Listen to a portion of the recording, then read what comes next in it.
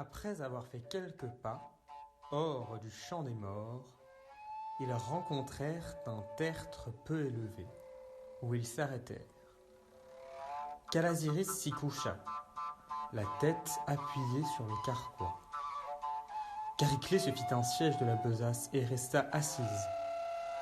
La lune, qui venait de se lever, illuminait la terre d'une vive clarté. C'était le 3e jour, après la pleine lune. Calasiris, naturellement appesanti par l'âge, brisé d'ailleurs par une longue route, dormait profondément. Chariclée veillait, tout entière aux pensées qui l'occupaient. Elle fut le témoin d'une scène diabolique, familière aux femmes égyptiennes. La vieille, se croyant désormais à l'abri de tout dérangement et de tout regards indiscrets, commença par creuser une fosse. Elle alluma ensuite un bûcher par les 2 bouts et plaça au milieu le cadavre de son fils. Puis, prenant une tasse de terre sur un trépied disposé au pré, elle versa du miel dans la fosse. D'une autre, elle versa du lait, et d'une 3e, du vin. Cela fait, elle jeta dans la fosse un gâteau de farine qui figurait un homme couronné de laurier et de fenouil. À la fin, elle ramassa une épée qu'elle se mit à brandir avec un transport frénétique.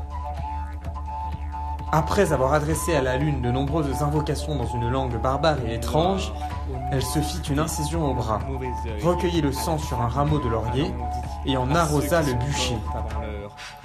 Après beaucoup d'autres incantations semblables, elle se pencha sur le cadavre de son fils, lui murmura quelques mots à l'oreille, le réveilla de la mort et le força tout à coup par ses enchantements à se dresser sur ses pieds.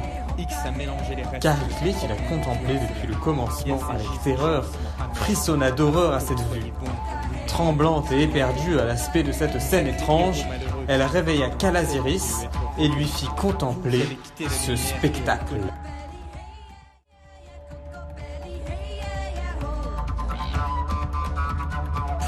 En son cœur, à cause de X, c'est impie, c'est impur. Amène-la en la faisant souffrir vite. Eyeut abaoth, psakerba, abarthiao lalayos, yaoskotu, alaleto. Et toi, souveraine borforforba, forborbora, sunatrakoi, borbarabas, efnun, morka, erershigal, nebuton sulaef. Envoie l'Érénie, orgo, gorno, norniatran, pour réveiller les âmes. Toi qui éveilles avec le feu les âmes des morts, vous héros malheureux, héroïnes inaccomplis, vous qui en ce lieu, en ce jour, vous qui en cette heure, vous qui reposez dans des cercueils de bois de myrrhe, écoutez-moi et éveillez X cette nuit, et privez ses paupières du doux sommeil, et donnez-lui un triste souci, un terrible chagrin.